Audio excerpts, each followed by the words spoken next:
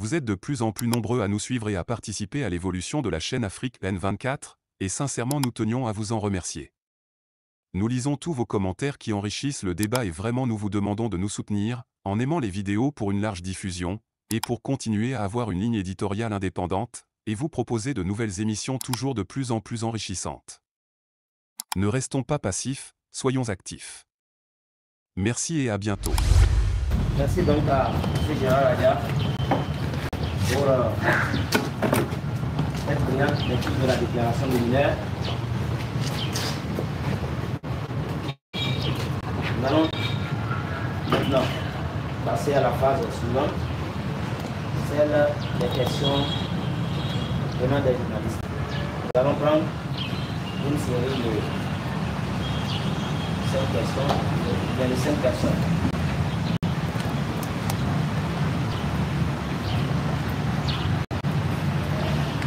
La parole est à vous, chers journalistes. Oui. Oui. Le média, s'il vous plaît. Le tabloïd.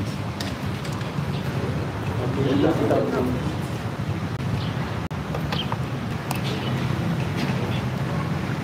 C'était liberté.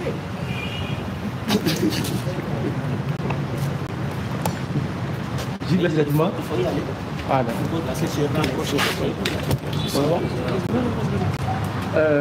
ma première question est relative à une plateforme que vous avez évoquée dans la déclaration. Vous avez demandé aux Togolais de s'inscrire là-dessus. Je voudrais avoir plus de détails sur le processus, la suite que vous comptez donner à cette inscription sur la plateforme. Ça, c'est la première question. La seconde, elle est relative au fait que, malgré la mobilisation qu'il y avait lundi, la CENI a clôturé le processus d'enrôlement. Comment est-ce que vous appréciez la chose? Est-ce que vous entrevoyez peut-être des intentions politiciennes derrière cette fermeture, quoique la mobilisation était encore forte? Troisième préoccupation, c'est toujours par rapport au fait qu'il y ait quand même eu une mobilisation de façon générale dans la zone 1 des Togolais pour avoir la carte d'électeur. Mais il y a un aspect de la chose qu'il ne faut pas occulter, c'est que quand vous abordez les gens, vous ne sentez pas quand même cette envie, en tout cas la raison d'aller voter qui se passe derrière voilà, l'obtention de la carte d'électeur. Pour beaucoup, surtout les femmes, c'est pour nos viciers qu'on sort. Et beaucoup l'avouent. Est-ce que vous êtes conscient de cet aspect de la chose, vous en tant que politique, et du travail qui vous reste à faire pour convaincre le commun des Togolais d'aller voter et lorsque les élections arriveront? Voilà le 3.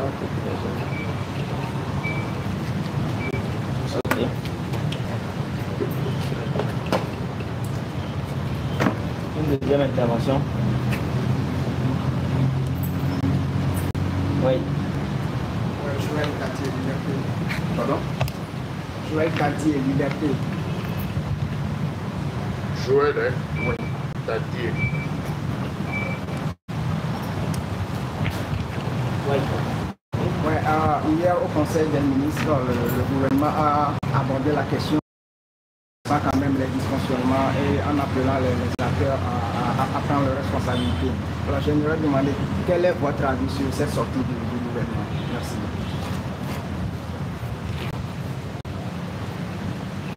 Okay. Merci, bonsoir à tous. Moi je suis Alexandre Ancla, journaliste à Radio Zéphir. Alors, ma question veut ressembler à celle de mon frère Kino. Je voudrais savoir quelle lecture faites-vous de la mobilisation des Togolais dans la zone? Est-ce que vos militants se sont fait enrôler? Est-ce que vous avez pu clairement identifier que véritablement le message est passé à vos militants? Et est-ce que c'est ce message qui les a motivés à aller se faire enrôler?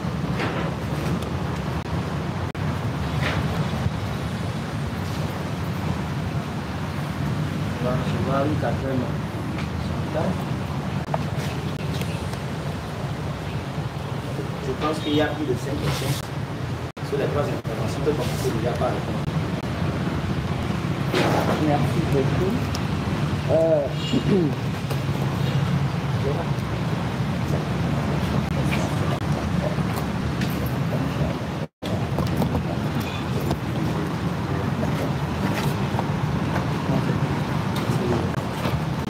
Ok.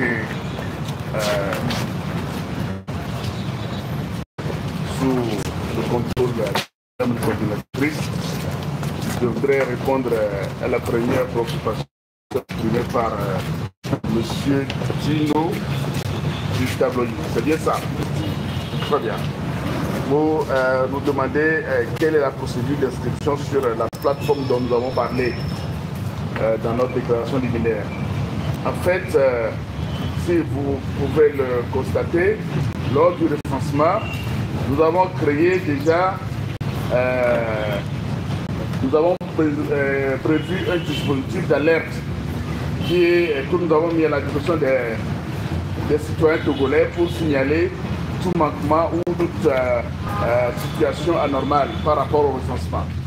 Alors, ce dispositif a bien fonctionné parce que beaucoup de Togolais ont appelé les numéros que nous avons indiqués pour nous signaler les anomalies ou les problèmes qui se posent au niveau des centres de recensement.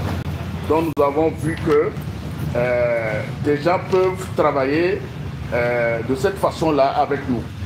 Et donc ce qui va se faire maintenant après la fermeture des centres de recensement de vote, c'est que nous avons une commission qui est chargée des opérations électorales, qui va créer très rapidement une plateforme électronique, c'est-à-dire un site, pour recenser tout citoyen qui devrait ou bien qui voulait se faire recenser mais qui ne l'a pas fait. Donc ça peut être par WhatsApp, ça peut être par n'importe quel moyen, par les réseaux sociaux, et ils vont s'inscrire. Maintenant, après les inscriptions, ça suppose qu'ils nous donnent le pouvoir d'agir en leur nom.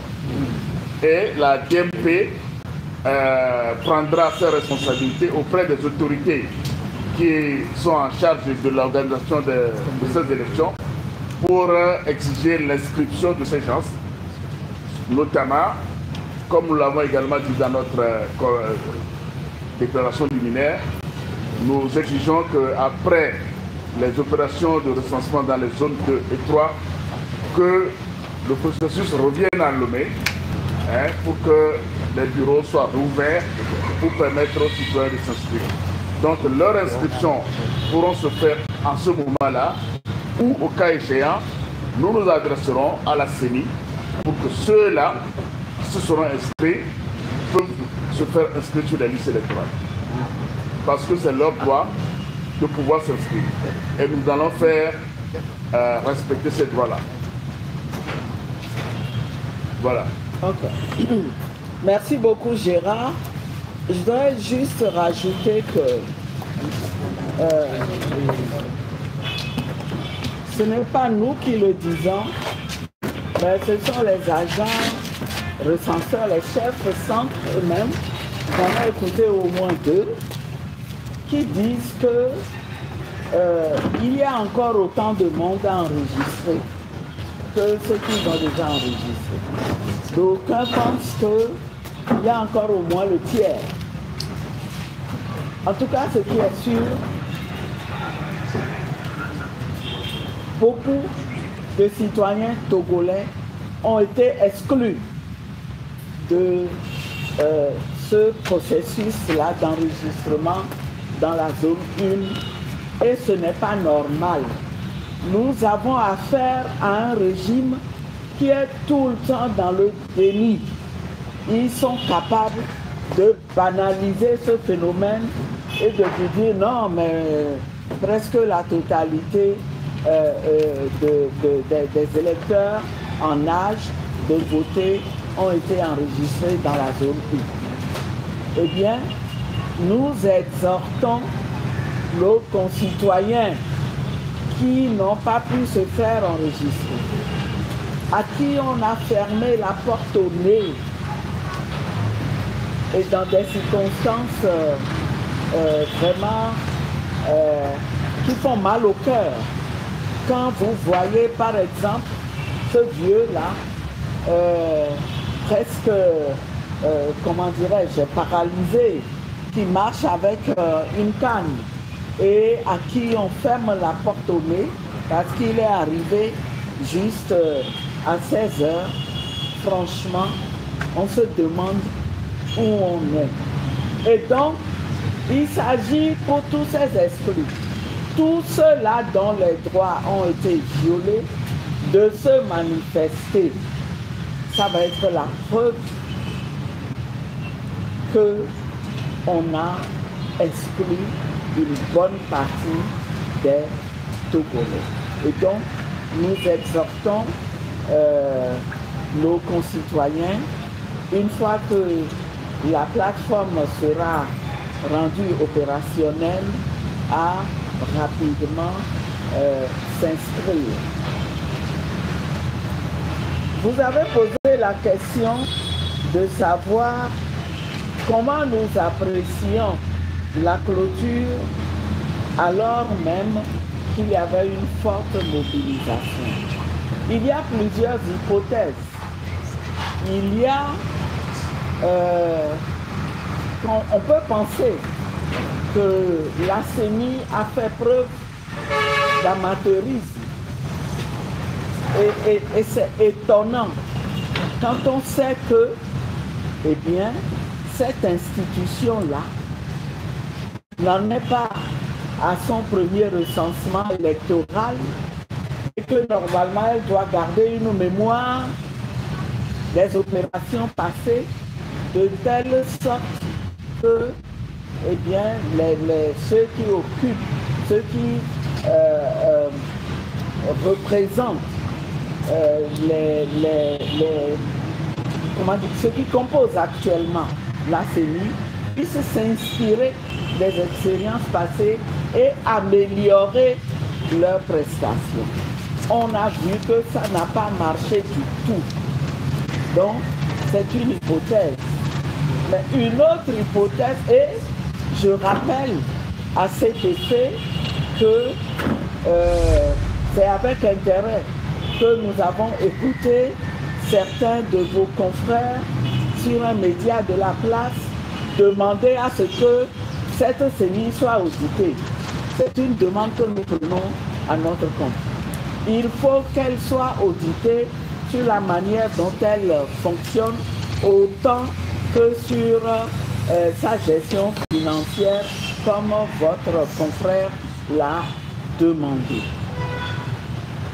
Il y a une autre explication politique qui est que, eh bien, on fait exprès pour réduire au maximum le nombre d'électeurs pouvant s'inscrire dans cette zone 1 qu'on soupçonne d'être une zone acquise à l'opposition. Mais je dis que, en raisonnant de la sorte, on a tout faux. Parce qu'aujourd'hui, du nord au sud, et jusqu'à Sinkassé, de Lomé à Sinkassé, eh bien, ce sont tous les Togolais qui ont compris qu'ils doivent voter pour l'opposition. Même ceux qui sont embrigadés dans l'UNIR pour une raison ou une autre, ils ne rêvent que de se libérer.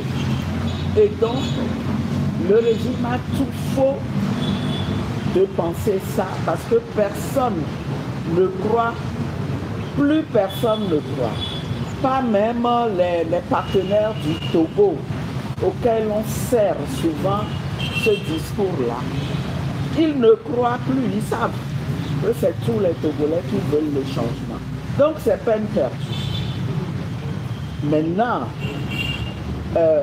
nous, en tant que responsables politiques, nous n'allons pas nous taire et nous allons nous battre pour que ceux de nos compatriotes qui sont exclus soient pris en compte. Je ne comprends pas comment, dans un pays qui est soi-disant en démocratie, on peut expliquer que volontairement, on prive des citoyens du simple droit, mais un droit fondamental de se faire recenser ou se prononcer sur les grandes questions qui intéressent la nation. Je ne sais pas comment on peut le justifier. Et donc, il n'est pas question que nous nous taisions. Nous allons continuer à exiger que tous les Togolais en âge de voter puissent se faire enregistrer, que ce soit dans la zone 1 ou la zone 2 ou la zone 3. Donc, il vaut mieux que le régime se ravise. Et j'en profite pour répondre en même temps à la question qui veut savoir ce que nous pensons du communiqué du régime. On croit rusé. Oui, c'est vrai, il y a eu des irrégularités. On demande que des mesures soient prises. Non, ça ne se passera pas comme ça. Nous avons compris, même s'il s'agit de négligence ou d'amateurisme, il faut savoir que ça n'honore personne. C'est une honte parce qu'aujourd'hui,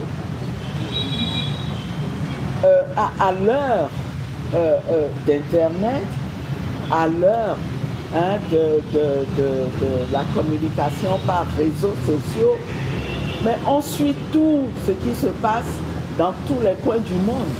Et les médias internationaux ont bien rapporté ce qui s'est passé chez nous. Et c'est la honte de nous tous. Donc, ça ne sert à rien de nous servir cette hypocrisie-là. Il vaut mieux passer à l'action, prendre les mesures pour que les gens bénéficient de leurs droits. Il y a une grande question qui fait l'objet de débats un peu partout sur les réseaux sociaux et qui est de savoir qu'est-ce qui fonde cet engouement-là des Togolais. Et d'aucuns pensent que si les Togolais s'empressent, ils se sont empressés pour aller chercher leur carte d'électeur, c'est tout simplement pour percevoir des allocations hypothétiques qui leur seraient faites dans le cadre de noviciat. Nous ne sommes pas de cet avis. Oui, c'est possible que parmi les populations, il y en ait qui, parce qu'ils ont été réduits à un état de pauvreté extrême, se disent non, il vaut mieux anticiper. Il faut que j'ai ma carte d'électeur au cas où il y aurait encore un programme dont je pourrais bénéficier. D'abord, nous faisons remarquer que c'est une anomalie. Normalement, ce régime devrait tout faire pour que les citoyens qui le souhaitent aient une carte d'identité. Et ça, les femmes l'ont compris. Elles me l'ont dit au marché de paix, elles m'ont dit, madame, c'est bien, vous vous battez pour que nous allions chercher nos cartes d'électeurs, mais vous savez ce que nous vous demandons? Battez-vous aussi pour que nous ayons nos cartes d'identité. Parce qu'elles ont bien compris que les cartes d'électeurs ne peuvent pas remplacer une carte d'identité dans un pays où tout va bien. Donc, nous ne nions pas, nous n'excluons pas que certains parmi les populations qui se sont empressées, qui sont riées sur les centres de recensement, aient été motivés par la nécessité de détenir ce document-là dont ils pourraient profiter après. Mais je peux vous dire également que, ayant fait le tour des centres de vote et ayant scruté les fils à ce niveau-là, nous nous sommes aperçus qu'il y avait dans les foules bien de personnes tenaces qu'on ne peut pas soupçonner d'être venues là uniquement parce qu'elles attendent éventuellement une allocation novicie. Non, non. Il faut être honnête et reconnaître que dans ce lot-là, il y a une majorité qui a compris qu'il y a des enjeux devant. Devant, il y a quelque chose à jouer pour changer notre destin et faire en sorte que nous puissions nous rapprocher, sinon obtenir l'alternance que nous recherchons tous. Et ce qui nous a plu. Ce qui nous a plu, c'est la vigilance dont les citoyens ont fait preuve. Et qu'en dites-vous? Qu'en disent ceux qui pensent que les gens sont sortis uniquement pour venir chercher leur carte en vue de percevoir une allocation novicie? Pourquoi est-ce que les gens ont été si regardants? Nous avons eu des cas dans lesquels, à Lomé ici, on voulait enregistrer un groupe de femmes nigériennes, mais un seul militant s'est battu, a insisté, a tout fait jusqu'à ce que ce projet-là avance et que les femmes soient parties.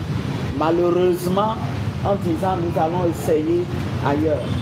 Mais est-ce que vous pouvez vous imaginer que les agents étaient prêts à les enregistrer sous prétexte qu'elles vivent au Togo depuis plus de 6 mois? On sait aussi que dans d'autres centres de vote, on a amené des groupes de Béninois pour les enregistrer. Tout cela, nous ne l'aurions pas su sans la vigilance des citoyens qui ont compris leur rôle. Donc ce ne sont pas des gens qui sont venus chercher des cartes pour novices. Ce sont véritablement des Togolais qui ont compris que le moment est venu. Certains ont même dit, nous ne serons plus dans le rôle de tout accepter. Nous allons agir, nous aussi. Et donc, c'est de très bon augure. C'est de très bon augure pour la suite du processus. Ça veut dire que les efforts que nous avons faits, souvenez-vous, c'est nous qui avons commencé à informer les citoyens de cette zone qu'il est prévu un enregistrement pour avoir pour la délivrance des cartes de lecteurs. Le régime a fait exprès de ne communiquer que très peu sur ce sujet. Dieu merci, les citoyens se sont éveillés progressivement et ils ont été à la hauteur de ce que nous attendions d'eux. Nous ne pouvons que nous en réjouir et faire le pari que la même vigilance là, eh bien, ils continueront à la garder tout le long du processus.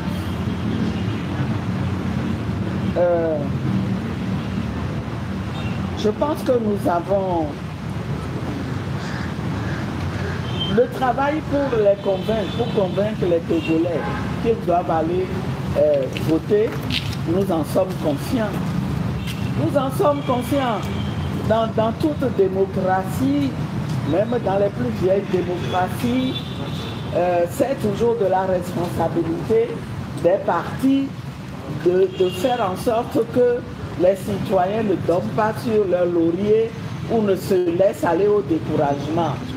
Alors, si c'est vrai pour les plus vieilles démocraties, vous comprenez très bien que dans un pays dictatorial comme le nôtre, où on fait tout pour décourager les citoyens pour les amener à ne plus s'intéresser à la gestion de la chose publique.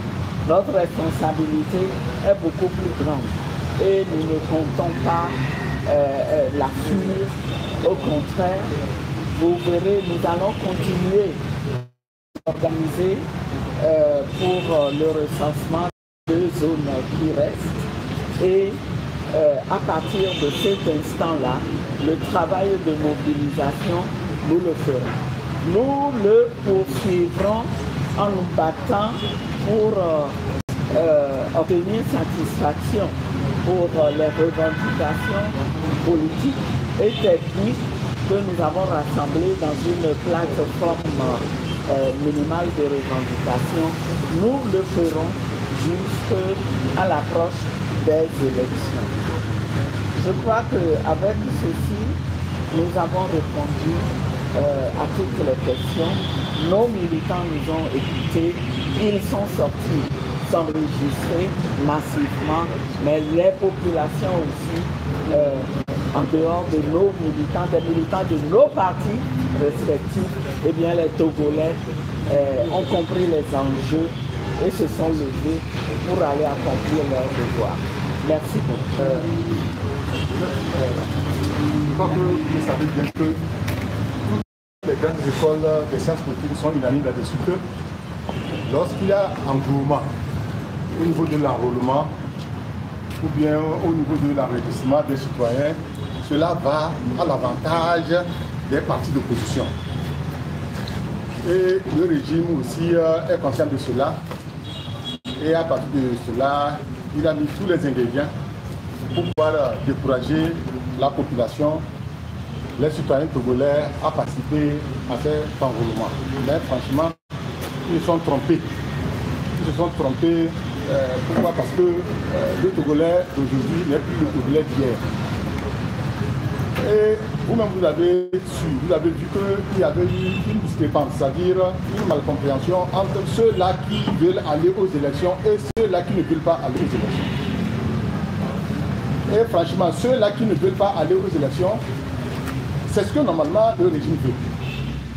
C'est à cause de cela qu'ils ne participent pas à l'enrôlement de la population pour créer une boycott artificielle. Pour créer une boycott artificielle, dit que bon, écoutez, c'est le quotidien de l'opposition togolaise. Ils n'aiment pas aller aux élections. Et voilà, il y a eu les 30 à 40% d'enregistrement. Et ceux-là, ce sont nos citoyens, c'est-à-dire ce sont nos disciples qui nous ont votés. Mais cette fois-ci, ce n'est pas le cas. Il y a eu l'engouement, comme il en avait eu aussi en, on appelle ça, 2020. L'engouement est plus. Et toutes les sciences, toutes les grandes écoles de sciences politiques sont unanimes là-dessus. S'il y a engouement, c'est au profit de l'opposition. L'État togolais connaît cela. Il ne veut pas que ça soit ainsi. C'est pourquoi il ne veut pas que la population soit enrôlée. En ce qui concerne aussi les avantages de la plateforme, tels que le tabloïd avait posé comme question, je voudrais ajouter quelque chose un peu. La plateforme a été créée pour contrecarrer ce manque d'envie à la participation aux enrôlements. Et franchement, notre plateforme, dès le début, on ne s'était pas attendu à ces résultats. Mais franchement, nous sommes plus satisfaits des résultats que cela nous a procuré. Pourquoi? Parce que les plateformes ont enregistré des plaintes des citoyens. Et nous avons essayé d'une manière ou d'autre à transmettre, c'est-à-dire acquis de droit, c'est-à-dire à la CENI. C'est à cause de cela qu'ils ont essayé de pallier à cette irrégularité en nous accordant seulement 2 jours. Mais franchement parlant, les 2 jours n'ont pas fait l'action escomptée. C'est pourquoi, c'est ce que la coordinatrice a parlé, c'est ce que aussi M. Gérard a dit. Nous allons essayer d'enregistrer tous ceux-là qui n'ont pas pu, je ne peux pas dire jouir, c'est-à-dire jouer leur rôle de citoyen. Et à partir de cela, nous allons voir la CENI, voir dans quelle mesure on peut, c'est-à-dire par après, les enregistrer, pour qu'ils puissent rentrer dans leurs droits. C'est ce que j'avais voulu ajouter à tout ce que mes prédécesseurs ont dit. Je vous remercie. Merci. Vous êtes de plus en plus nombreux à nous suivre sur Afrique N24, et vraiment nous tenions à vous en remercier. Nous lisons tous vos commentaires qui enrichissent le débat et vraiment nous vous demandons de nous soutenir pour continuer à avoir cette ligne éditoriale indépendante, et vous proposer des émissions toujours de plus en plus enrichissantes. Merci et à bientôt. Likez la vidéo si ce n'est pas déjà fait. Laissez aussi votre point de vue en commentaire. Abonnez-vous et cliquez aussi sur la petite cloche de notification pour ne rien rater de nos prochaines vidéos. N'oubliez pas de partager aussi la vidéo et de la liker.